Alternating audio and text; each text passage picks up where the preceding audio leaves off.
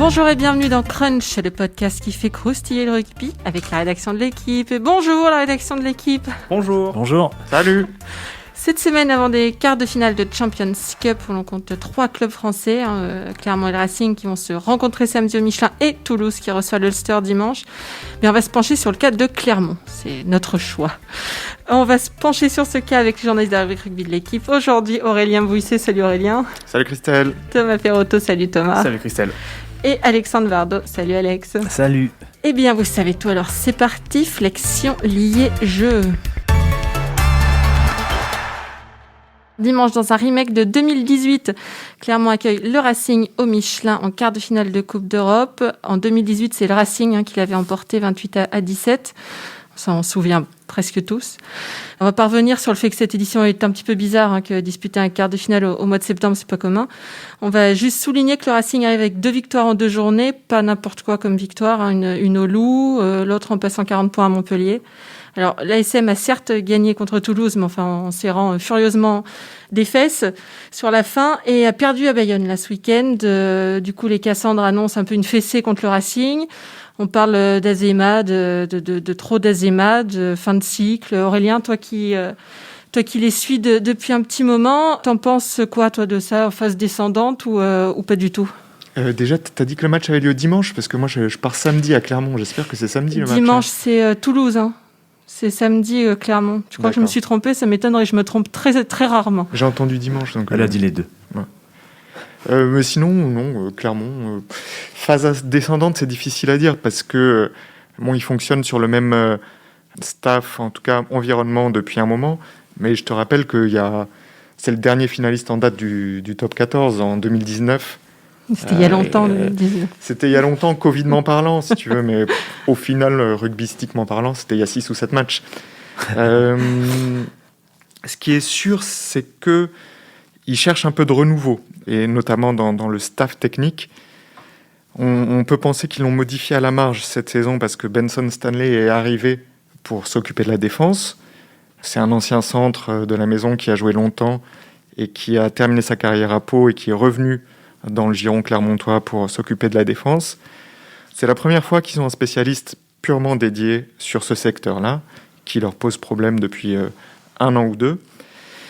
Mais surtout, le plus gros changement, c'est que Franck Azéma a pris du recul par rapport au terrain. Donc, quand il est arrivé à l'ASM en 2010, après le titre de champion, c'était pour être l'adjoint de Verne Cotter et s'occuper de l'attaque. Il a toujours gardé cette responsabilité, même quand il est devenu entraîneur principal. Il gérait le plan de jeu, etc. Et cette année, pour la première fois, il a décidé de léguer cette responsabilité à un de ses adjoints, Xavier Sadourny, ce qui va peut-être entraîner un renouveau des schémas offensifs de Clermont qui ont été très efficaces à un moment et peut-être avaient fini par être très bien lus par les adversaires, parce que le jeu de Clermont, c'est un jeu très très structuré, avec des phases vachement codifiées, peut-être qui manque d'inspiration, on peut dire, et ce qui, au fil du temps, surtout, est beaucoup plus lisible. Mais ça, c'est Alex, peut-être, qui peut bien parler de ce côté-là structuré. Oui, ça existe depuis que Verne Cotter est arrivé, grosso modo.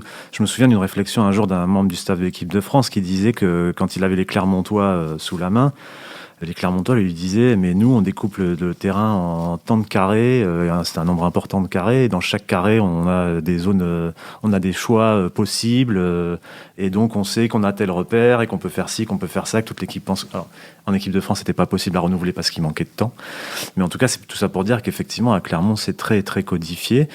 Ça reste un jeu qui peut être efficace, comme le disait Aurélien, il y a 1 an et demi, ils étaient en finale du top 14, ils étaient 2e de la saison régulière, si je me trompe pas.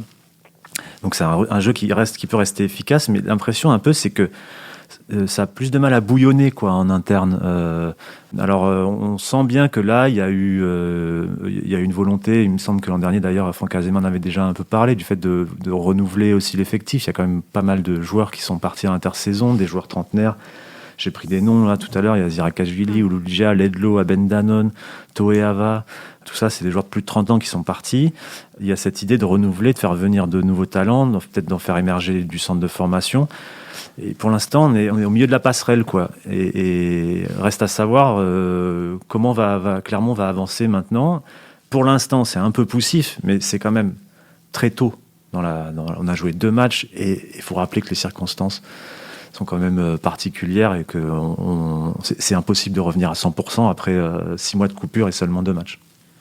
Ce qu'il faut voir, c'est est-ce que cette mue qui a commencé à s'opérer, est-ce qu'elle arrive au bon moment ou est-ce qu'elle arrive déjà peut-être un peu trop tard? Parce que, ok, aujourd'hui, Franck Azema, il prend du recul, mais s'il prend du recul, c'est sûrement qu'il a dû voir qu'il y avait des choses qui commençaient à ne plus très bien fonctionner depuis quelques mois. Alors, pas quelques années, c'est sûr, mais en tout cas, peut-être depuis quelques mois, même si, encore une fois, oui, les résultats sportifs des dernières saisons, ils sont plutôt bons. Il y a un titre en 2017, il y a une finale en 2019. Là, ils sont encore en course en Coupe d'Europe, mais ça veut dire qu'il y avait peut-être des dysfonctionnements qui étaient apparus et que Clermont avait besoin de se renouveler aussi dans l'effectif, comme disait Alex.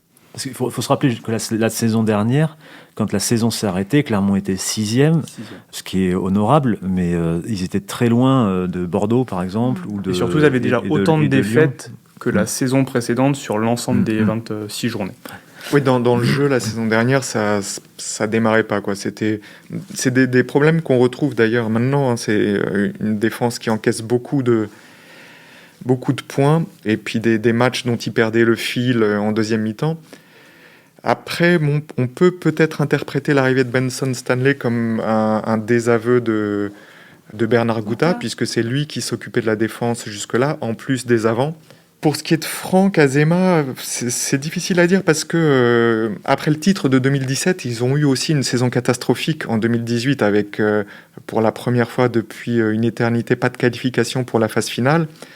Alors à droite, à gauche, on entendait que ça tanguait, que peut-être ils pouvaient être remis en cause. Mais l'année d'après, ils refont finale. Il avait su trouver des solutions, que ce soit rugbystiques ou humaines, pour relancer l'ASM l'année d'après et refaire une saison tout à fait correcte. Donc, parler d'usure d'Azema, je pense qu'il en a une certaine, c'est sûr, parce qu'il cumulait depuis très longtemps le rôle de directeur du rugby, de manager, donc à s'occuper de 10 000 choses, du recrutement, comme du plan de jeu après côté rugby. Et peut-être que ça l'épuisait, et c'est sans doute aussi pour ça qu'il veut donner le jeu d'attaque à quelqu'un d'autre pour se concentrer sur d'autres aspects et être plus efficace. Ce qui est peut-être un poil paradoxal, c'est que tu m'arrêtes si je me trompe, mais tout le staff a été prolongé jusqu'en 2023 l'année passée. On parlait d'usure il y a quelques instants. Prolonger un staff comme ça de 4 ans, je crois qu'il leur restait 1 an de contrat, c'est quand même pas rien et ça veut dire que y a quand même une vraie continuité qu'on veut instaurer à Clermont, même si ça peut ronronner parfois. Et le fait qu'il n'y ait quasiment plus, ou plus du tout parfois d'internationaux, c'est quand même un mauvais signe, on peut dire? Ou c'est juste des périodes comme ça? C'est pas un bon signe forcément, parce que ça veut dire que les joueurs n'arrivent pas forcément à s'exprimer au meilleur niveau. Après, ça peut être quelque chose de bénéfique pour l'ASM. On n'a pas eu le temps de le voir l'an dernier, puisque la saison s'est arrêtée en mars et que à ce moment-là il y avait quasiment plus de joueurs de Clermont en équipe de France et on aurait peut-être pu voir ce que ça allait donner avec une équipe qui allait vivre tout le temps ensemble. Là on va avoir l'occasion de le voir si effectivement le plus de temps passé ensemble va permettre à l'ASM d'être plus performante. Mais ce qui est sûr, c'est que si l'ASM redevient performante, il y aura à nouveau des joueurs de l'ASM en équipe de France. Ituria en est sorti. Il y a Damien Penaud. Il y a Damien Penaud qui est quand même là. Ouais. Après, c'est vrai que pour Parra, Lopez, Fofana, Vamaina, c'est aussi... Vamaina, c'est un cas particulier parce que c'est lui-même qui l'a décidé, mais c'est des joueurs trentenaires, donc ils ont passé... leur carrière internationale est derrière eux. Après, il faut peut-être aussi noter qu'il y a des internationaux U20 qui poussent à la porte. Enfin, Georges Iberia, je crois qu'il était international U20 il n'y a pas si longtemps que ça. Étienne Fourcade l'a été très longtemps et il vient d'arriver à Clermont. Même Alexandre Fischer, finalement, c'était pas si vieux que ça à l'époque où il était en U20. Donc c'est peut-être des internationaux aussi en puissance Et c'est pas que des internationaux français. L'année passée, il y avait encore Craig Laidlaw qui était international écossais. Ils sont allés chercher Matsushima qui est international japonais. Donc il y a peut-être un trou, entre guillemets, pour des internationaux français. Mais on peut pas dire, je pense, que Clermont n'a plus d'internationaux dans son équipe. Tu parlais d'Alex Fischer, oui, qui était la bonne surprise de la saison dernière. Alors, oui, c'est sûr, il y a moins de jeunes. À un moment, il y a eu Aliveré Tiraka, Damien Penaud, qui ont été vraiment hyper importants dans la conquête du titre en 2017. Ituria aussi était en train d'émerger à cette époque. Donc, on a eu l'impression que ça phosphorait de partout. Mais Azema, il disait, on ne peut pas sortir des joueurs comme ça tous les ans, c'est pas possible. Donc, il avait une base de joueurs de 30 ans que tu as cités qui sont partis. Certains sont toujours là, donc Camille, Lopez, Morgan, Parra. Et ils me font penser à la situation du Stade Toulousain les 3-4 dernières années. Ils sont en phase de renouvellement d'effectifs. C'est moins chaotique que le Stade qui était tombé très bas par rapport à ses standards. Mais c'est difficile à gérer parce que tu as des mecs qui ont rendu des services de dingue. Morgan, Parra était 2 fois champion de France. Camille Lopez, c'est aussi quand même devenu un cadre du vestiaire. Zirakashvili, qui a dû faire plus de 15 ans au club. Et donc, petit à petit, un par un, 2 par 2, ils quittent le club, ils sont remplacés par des plus jeunes qui ne peuvent pas être efficaces aussi vite que des mecs de cette trempe-là, quoi. Donc, mais ça se sent pas quand même, c'est un peu cliché de dire que ça manque un peu de leader. Quand on voit la deuxième mi-temps contre Toulouse, on se dit que peut-être il faudrait un peu un gars qui les récupère, qui les secoue un peu pour relancer la machine, non ? Oui, ça, en début de saison, c'est vrai, ça manque un peu. Alors, c'est peut-être dû aussi à l'effacement progressif de Morgan, Parra, parce que l'arrivée de Sébastien Bézi, en ce début de saison, on sent quand même qu'elle pousse Morgan vers le banc. Ce qu'il n'a jamais connu en 10 ans de carrière de Clermont. Ça avait été un leader de jeu, c'était devenu un leader de vestiaire, et justement sur le terrain, capable de faire bouger ces situations-là. Voilà, il entre dans la dernière phase de sa carrière où il est plus au centre de tout, et il va falloir qu'il s'adapte, un peu comme Rougerie avait réussi à le faire, lui, dans sa fin de carrière. Et ça, c'est un manque qui s'est ressenti sur ces 2 matchs, je pense, ou en fin de match, ils ont craqué à chaque fois, que ce soit à Bayonne ou contre Toulouse. Ça va être vraiment un truc hyper intéressant à observer cette année, c'est cette concurrence Bézi-Parra, la manière dont les 2 joueurs vont la vivre, la manière dont elle va être gérée par Franck Azema, et aussi, peut-être le premier point qui va être intéressant, c'est de savoir quels sont les choix qui vont être faits quand il va y avoir des matchs décisifs, et il y en a un dès le week-end prochain. Donc, qui Franck Azema va choisir ? Est-ce qu'il va choisir Bézi qui, là, sur 2 matchs, même s'il ne faut pas tirer de leçon, il a été un poil plus convaincant que Morgan Parra, ou est-ce qu'il va choisir Parra au nom de l'expérience, du leadership ? Ça va vraiment être un truc qui va... Un petit feuilleton, je pense, de la saison, et ce feuilleton, il a un peu commencé sur les 2 premières journées, et là, on arrive à un épisode un peu...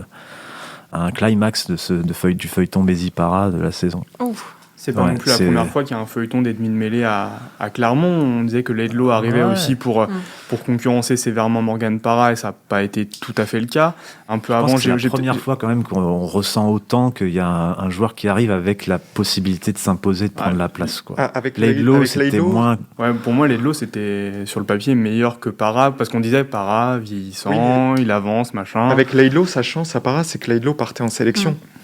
Donc, de temps en temps, enfin même souvent, il était débarrassé de la concurrence. Là où ça change, non seulement Bézi est plus jeune, a vraiment l'avenir devant lui, et c'est un choix à long terme de l'ASM, mais c'est peut-être pas un hasard qu'au moment où un nouveau demi de mêlée arrive, on ait un nouveau cerveau de l'attaque, côté entraînement. Est-ce que ça veut dire que peut-être les choses vont être pensées différemment pour un joueur différent ? C'est peut-être une piste qui va se confirmer dans les semaines à venir. Il bute aussi, Bézi ? Oui, mais après, ça, Camille Lopez aussi peut buter. C'est sûr que Morgan, je pense, reste le buteur le plus régulier de l'ASM. Mais entre Lopez et Bézi, ils ont de quoi compenser, je pense. En tout cas, Aurélien, tout à l'heure, disait que l'an dernier, ils avaient du mal à gérer leur fin de match, la saison passée. Et c'est quelque chose qu'on remarque sur sur les 2 premières journées aussi, puisqu'ils se sont fait doubler dans le dernier quart d'heure par Bayonne, qui se sont fait remonter alors qu'ils avaient un gros écart en deuxième mi-temps face à Toulouse à domicile. Donc ça, c'est un point important. Ça pose des questions évidemment sur la préparation, mais sur la capacité à gérer le match aussi. Et puis, il y a un autre truc que j'ai noté que je trouve intéressant, et je sais pas ce que ça va donner sur un match de quart de finale. Peut-être que tout ça sera effacé, mais Adema, il parlait de manque d'envie, de manque d'entrain. Il disait, ça fait 6 mois qu'on n'a pas joué au rugby. Voilà, il faut proposer autre chose, il faut mettre autre chose sur le terrain. Et c'est intéressant parce que Toulon avait eu le même discours après le match à La Rochelle. D'ailleurs, hier, quand ils ont gagné, Olivon a dit, mais c'était pas nous la semaine dernière. Et c'est comme si la reprise était un peu... Il y a des matchs un peu bizarres où on sent des équipes vaguement là, comme si elles n'avaient pas retrouvé complètement le rythme de la compétition, qui est un truc un peu indéfinissable, mais qui est un truc à la fois d'investissement mental, qui est un peu un truc de physique, et puis peut-être aussi d'adaptation aux nouvelles consignes sur les rucks. C'est un truc qui pose problème à toutes les équipes. Et là, Morgane Parra, je crois, sur Canal+ en direct, en a un peu parlé l'autre jour. Ça a l'air un peu difficile pour tout le monde de s'adapter. Des équipes en plus qui ont normalement un jeu d'attaque comme ça, c'est sûr que... Oui, et puis clairement, ils ont quand même un jeu davantage que le Stade Toulousain, par exemple, basé sur... Toulouse joue debout. Clairement, c'est moins dans sa culture. Donc, quand il y a un problème dans les rucks, quand ça devient plus difficile dans les rucks, que les sorties sont moins rapides ou qu'il y a des ruptures de soutien, pour Clermont, c'est peut-être plus difficile de mettre en place son jeu. Et il va falloir qu'il trouve la clé, en fait, un peu comme toutes les équipes, en fait. Ou alors ils forceront les arbitres à reculer, comme c'est souvent arrivé dans le top 14, une sorte de bras de fer entre les joueurs et les arbitres qui s'est instauré, les joueurs et les staffs d'un côté, les arbitres de l'autre, qui a fait reculer parfois les arbitres sur les nouvelles consignes. On verra. Ça, l'avenir nous le dira. C'est vrai que la semaine dernière, on avait commencé à en parler sur ces nouvelles règles. Il faut vraiment qu'il y ait un temps d'adaptation, mais c'est vrai que pour une équipe comme Clermont, ça peut poser problème. Elle aimait beaucoup tenir le ballon, ne pas hésiter à relancer ou à mettre beaucoup de temps de jeu depuis ses 22 ou depuis ses 40. Sauf qu'aujourd'hui, avec ces nouvelles règles et cette sévérité extrême de la part des arbitres, aujourd'hui, il vous suffit d'avoir un ou deux très très bons gratteurs, soit devant, soit derrière, et d'aller mettre les mains dans les rucks pour récupérer des pénalités. Donc ça veut dire que toutes les équipes, maintenant, elles vont arrêter de jouer depuis leur camp, parce qu'elles savent qu'elles peuvent se faire pénaliser. Quand vous prenez une pénalité dans vos 22 mètres, c'est 3 points pour l'adversaire, et c'est assez expéditif. Donc ça peut vraiment poser problème à une équipe comme Clermont, je pense. Oui, cela dit, leur premier match contre Toulouse, ils ont été très disciplinés. En première mi-temps, je crois qu'ils prennent... Ils étaient plus disciplinés que les autres équipes de top 14, mais ils ont 14 pénalités, je crois, quand même. En première mi-temps, ils en prennent que 2, et après, quand ils subissent en deuxième mi-temps, quand ils perdent le fil du match, ils en prennent plus, mais ils avaient réussi à faire une mi-temps à 2 pénalités. Ça me pose pas trop d'inquiétude pour eux, ça, parce qu'ils ont toujours eu une volonté de s'adapter aux exigences hautes du règlement, puisqu'ils visent la Coupe d'Europe. Ils savent que ce qui pourrait être toléré en top 14 serait fatal en Coupe d'Europe. Donc, ils ont toujours un standard très très haut d'exigence sur ces règles-là. C'est plutôt ce que disait Alex là tout à l'heure sur ce manque d'envie, de motivation ressenti lors des premiers matchs. Ça, c'était déjà présent la saison dernière. Ouais. Et alors, ils arrivaient à se réveiller en Coupe d'Europe. Je pense qu'il y a eu des matchs de fou la saison dernière contre les Harlequins, je crois, où là, ils se libéraient, en tout cas offensivement. Bon, ils encaissaient toujours beaucoup de points, mais ils faisaient des telles différences offensives qu'il y avait du spectacle et des victoires au bout. Et ils donnaient l'impression de pas trop comprendre pourquoi d'un coup ils se réveillaient en Coupe d'Europe, alors qu'en championnat, ils ronronnaient un peu, ils perdaient des matchs bêtement, ils se faisaient remonter. Voilà, donc ça, c'est cette persistance-là, moi, qui m'inquiète plus pour eux que les règles. Voilà, j'ai pas le sentiment que ce serait un problème pour eux. C'est vrai ce que dit Aurel, c'est assez symptomatique. Je me rappelle l'année passée, je crois que c'est après un match à Toulon où Franck Azema avait dit mais je comprends pas, mes joueurs, ils ont pas envie, il y a pas d'engagement. D'où aussi le besoin de renouveau et le renouveau opéré. C'est ça qu'il y a eu un début de renouveau et pour l'instant sur ces 2 premiers matchs, on peut pas dire que les gars soient vraiment, je mets des guillemets, motivés sur un match, qui est énormément d'engagement. Après, je sais pas comment ça se passe la semaine à l'entraînement, mais en tout cas, ce qu'on voit sur le week-end, c'est... Le match à Toulouse, il y avait de l'engagement. Le match contre Toulouse, c'était vraiment un match pour une reprise de championnat très intense des deux côtés. Oui. Voilà, c'est pas un match qu'ils ont joué avec avec le pied sur la pédale. Des deux côtés, c'était au niveau rythme et intensité, c'était assez fort. Hein. Contre Bayonne, c'était peut-être différent, mais ils savaient aussi sans doute qu'ils avaient le match du Racing samedi. Donc, ce sera encore le révélateur, la Coupe d'Europe contre le Racing. Et puis, quel révélateur, parce que s'il y a une équipe, enfin, on peut aussi classer peut-être le Stade Toulousain dans ce lot-là, qui démarre bien sa saison et qui semble déjà avoir retrouvé des repères, c'est le Racing en ce moment, qui allait gagner à Lyon sur la première journée, qui a cartonné contre un petit Montpellier aussi, il faut le dire, vendredi soir à l'Arena. Ils sont là, ils ont déjà des repères offensifs, il y a Russell qui marche sur l'eau. Ils donnent l'impression d'être plus près que Clermont pour ce quart de finale. Parce que Clermont cache probablement son jeu. Aussi, oui, bien sûr. Non, mais ce sera à Clermont, alors pas avec 10 000 spectateurs, seulement 5 000. Donc l'effet peut-être soutien va peut-être être moins important pour le l'ASM. Racing serait plus habitué que Clermont à jouer devant. Quelle mauvaise langue tu es. 800 personnes.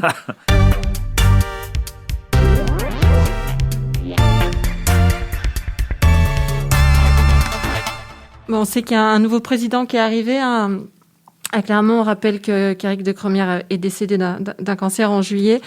Jean-Michel Guillon, on dit Guillon, a été nommé à sa suite. Est-ce que ce président que tu as rencontré, Aurélien, il te paraît vouloir changer un peu de ligne? Enfin, on sait que Clermont, c'est pas des adeptes du Big Bang non plus, mais... Non, de l'interview que j'ai eue avec lui...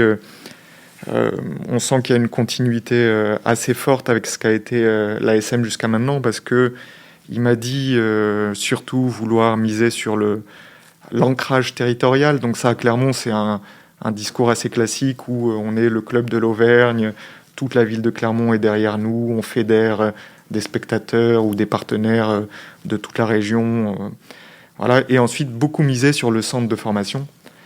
Ce qui, dans le discours, pas forcément toujours dans les faits, hein, mais dans les discours, a été le cas à l'ASM depuis au moins une quinzaine d'années, quoi. Donc il reste dans la continuité, peut-être en voulant accentuer le poids du centre de formation. Oui, parce qu'on a quand même vu arriver pas mal d'étrangers ces dernières saisons, avec une passion pour les îles, notamment, hein, des Fidjiens, des Tongiens, Oui, dans l'équipe actuelle, il y a une grosse communauté de joueurs du Pacifique. Donc je crois qu'il y a 5 Fidjiens plus 2 Fidjiens au centre de formation, des jeunes de 19 ans qui sont arrivés via l'académie avec laquelle Clermont a un partenariat à Nadroga. Après, voilà, il y a des Samoans, des Tongiens, parfois d'origine néo-zélandaise, mais ça, c'était un peu la rançon de la gloire, je pense, des dernières années, parce que quand vous avez 10 internationaux français qui sont partis sur les matchs de l'équipe de France, il faut d'autres joueurs pour les remplacer, il faut des joueurs qui partent pas trop en sélection. Donc c'est souvent des Iliens. Il y a eu une année de Coupe du Monde où il s'était vraiment appuyé complètement sur le centre de formation. Enfin, ça commençait à remonter. J'étais à peine majeur, l'année des floches. Ah, donc en 2011. 63 alors. 2011. Non, mais en 2011, ça avait permis à Wesley Fofana notamment d'éclore. J'étais pas majeur en 2011. En 2015, ils avaient fait aussi à peu près la même chose. Mais ça c'est toujours pour le début de saison des années post-Coupe du Monde. Mais c'est sûr que dans le 15 de départ, cette année, on voyait de moins en moins de Français. En tout cas, il n'y avait pas de majorité de joueurs français qui se dégageaient, quoi. Donc le président, soit de toute façon par les nouvelles règles des GIF, il est forcé d'aller vers de plus en plus de joueurs français. On en a combien de pourcents là, de GIF cette saison? J'ai un trou. Vous aussi? C'est une bonne question. Le nombre qu'il en faut sur la feuille de match, Oui. c'est 16, je crois. Ça fait beaucoup. Oui, et ça porte ses fruits. Enfin, de toute façon, les clubs ont dû s'adapter et on voit des talents qui émergent. Ça a été beaucoup décrié, la règle des GIF. Il y avait des bonnes raisons pour que ce soit décrié. Il y a aussi plein d'aspects hyper positifs. Et voilà, aujourd'hui, on arrive à un moment où elle porte ses fruits, cette règle. Tu vois le verre à moitié plein. Il faut un peu. C'est beau. On a souvent vu le verre très vide. Il a été beaucoup quand même. Années. Tu peux autre chose à ajouter sur le président Non, mais sur le centre de formation, c'est que il paraît moins productif qu'il qu'il y a quelques années, mais il a structuré le lieu où il travaille, puisqu'ils ont des nouveaux bâtiments qu'ils partagent avec le club de foot. Donc il y a des investissements dans ce centre de formation et ça devrait perdurer, quoi. Et ils ont des bons jeunes qu'on devrait voir cette année. L'arrière, Tiberghien, tu as le centre, Villy, devant aussi des jumeaux dont le nom m'échappe actuellement, Lanen, Fischer qui est pas très vieux quand même. Donc voilà, Fifenoa qu'ils ont laissé partir au Racing aussi. Ouais, mais ça, c'est parce que des arrières, ils en avaient assez. Et ils comptaient plus sur Tiberghien que sur Tao Fifenoa. Voilà, donc c'est des choix. Même chez tes espoirs et chez tes jeunes, tu es toujours obligé d'en laisser partir. Clermont, ils ont laissé partir... Julien Ruot en 3e ligne, oui, Grenoble mais notamment. Pour remonter plus loin, Kevin Gourdon, qui était chez les jeunes et qui n'a pas percé. Goujon à la même époque, mais bon, Gourdon a fait une carrière internationale plus aboutie que Goujon. Donc de la déperdition, tu en as toujours. Hein, tu peux pas tous... T'as des joueurs en plus qui sont performants plus tard. Donc voilà. Il peut y avoir plus de jeunes. D'ailleurs, cette année, il y en a plus que les années précédentes. Hein. Je pense que les piliers contre Toulouse avaient 18-19 ans. Donc c'est aussi ce qui avait compté dans ce match. Ouais. Voilà, il n'y a pas trop d'inquiétude à avoir de ce côté-là non plus, je pense. C'est un club qui est pas en perte de vitesse pour sa formation. Ouais, est-ce que c'est une équipe qui est toujours crainte dans le top 14, Alex, Thomas? Oh oui, je pense quand même. Ouais. Tout le monde sait qu'ils sont capables de mettre le niveau à une certaine intensité, qu'ils ont une identité forte, qu'ils ont des joueurs hyper talentueux. Mais voilà, aujourd'hui, le constat, en tout cas depuis un an, on va dire, depuis la finale 2019, ils sont moins performants, ils sont moins constants que d'autres écuries du top 14. Donc voilà, cette saison va dire si la SM rentre dans le rang, même si ça sera un rang assez élevé, je pense, ou s'il y a ce regain, ce renouveau, comme on avait pu l'observer avec le Stade Toulousain de 2018-2019, qui avait tout explosé sur son passage, alors qu'un an auparavant, on doutait de tout, de son effectif, de sa politique, de son entraîneur. Donc voilà, c'est un moment. Et en fait, le truc, c'est que ça commence vite, quoi, en fait. C'est dès samedi, le 3e match de la saison, il y a déjà une décision qui se fait, quoi. Et ça va forcément un peu colorer le début de saison de l'ASM. Moi, je pense que le Clermont fait mine de rien un tout petit peu moins peur qu'il y a 3-4 ans, parce qu'il y a aussi l'émergence de Bordeaux-Bègles et de Lyon, qui sont des équipes qui, en tout cas sur la saison régulière, ont des résultats bien plus constants et sont capables d'aller s'imposer à l'extérieur beaucoup plus souvent. Après, quand les phases finales arrivent, je pense que Clermont retrouve son rang de... ça peut être un finaliste, ça peut être un vainqueur, plus qu'en tout cas aujourd'hui que l'UBB ou Lyon. Il y a eu une finale Clermont-Lyon à Bordeaux, en 2019 justement, qui avait été assez à sens unique pour Clermont. On avait vu que ça s'était joué à une forme d'expérience et de gestion de ces matchs-là. Ils avaient maîtrisé le contexte beaucoup mieux que ces nouveaux venus.